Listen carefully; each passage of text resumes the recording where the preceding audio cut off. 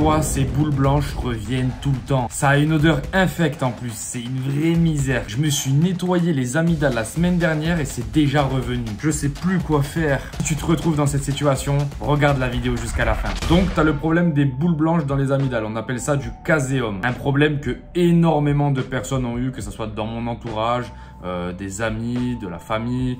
Énormément de personnes ont eu ce problème. Il y a 3 choses qui vont rentrer en jeu. Numéro 1, la génétique. Tu as des gens qui vont jamais avoir ce problème, peu importe ce qu'ils font, peu importe s'ils stressent, peu importe ce qu'ils mangent. Peu importe s'ils ont des amygdales énormes, ça compte pas. Et tu as d'autres personnes qui, au contraire, font attention à leur mode de vie, mangent mieux, font attention au niveau de stress, etc., et vont quand même avoir du caséum. Donc ça, c'est le premier point. Tu peux faire ce que tu veux, la génétique rentre en compte. Comme dans tous les symptômes d'ailleurs, et comme dans toutes les choses de la vie. Tu l'as bien remarqué, on fait pas tous 1m85, donc pour la santé, c'est pareil, on n'a pas tous la même génétique. Moi, par exemple, depuis petit, j'ai des migraines. Mon père m'a toujours regardé bizarrement quand il me voyait pas dormir la nuit. J'avais 12 ans, je dormais pas la nuit, mon père, il se levait, il me regardait, il me disait, mais pas normal ce petit, qu'est-ce que c'est cette histoire? Tout est une histoire de génétique. Si t'es pas tombé sur la bonne, t'es pas tombé sur la bonne. Il y a rien à faire. Donc voilà, tu vas devoir faire avec. Donc maintenant, venons-en à ce qu'on peut changer réellement. Le deuxième point, c'est ton alimentation. Si tu manges des produits céréaliers toute la journée, du gluten, des produits laitiers, c'est sûr que ce serait peut-être pas mal de diminuer et de voir ce qui se passe. Il y a aussi un truc intéressant par rapport à l'alimentation. Attention, c'est pas un conseil de santé, mais en fait, j'ai déjà fait une vidéo sur le caséum.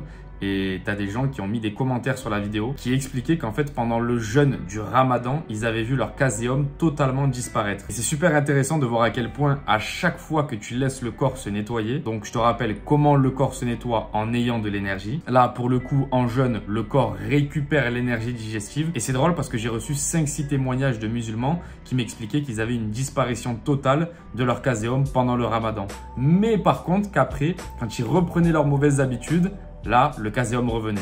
Donc, ça reste quand même intéressant. Ensuite, tu as le troisième point, c'est tes niveaux de stress. En fait, au plus tu stresses, au plus tu vas donner du travail à ton corps. Donc, tu as différentes manières de le stresser. Tu peux travailler beaucoup, pas faire assez d'activité physique, en faire trop. Tu peux manger beaucoup, manger mal, ne pas manger assez. Tu as peut-être 50 manières de stresser ton corps. C'est vrai que des fois, tu as juste une construction mentale, écouter plus d'affirmations positives, peut-être commencer la méditation. Tu as juste 2-3 ajustements et tu peux diminuer tes niveaux de stress. Maintenant, à toi de déterminer quelles sont tes sources de stress quotidiennes et de passer à l'action pour diminuer ce stress-là. Dans une autre vidéo, j'ai dit que ce genre de machine-là servait strictement à rien pour le problème du caséum. Attention, ça sert à quelque chose. C'est une solution court terme. Et ce que j'expliquais, c'est qu'en fait, pour le long terme, 90% des gens auront besoin de changements plus profonds.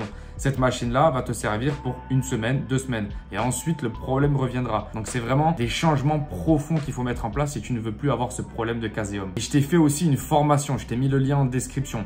Va voir, ça pourrait t'intéresser. Je t'ai mis étape par étape ce que je ferais si aujourd'hui j'aurais du caséum pour totalement faire disparaître ce problème. Donc, on va voir le changement alimentaire, l'activité physique, le stress, les affirmations positives, tout ça. Et on va voir comment faire disparaître le problème le plus rapidement possible. Sans bien sûr passer par la case enlever les amygdales. Va jeter un coup d'œil, ça pourrait t'intéresser. Sur ce, je te laisse là, à plus.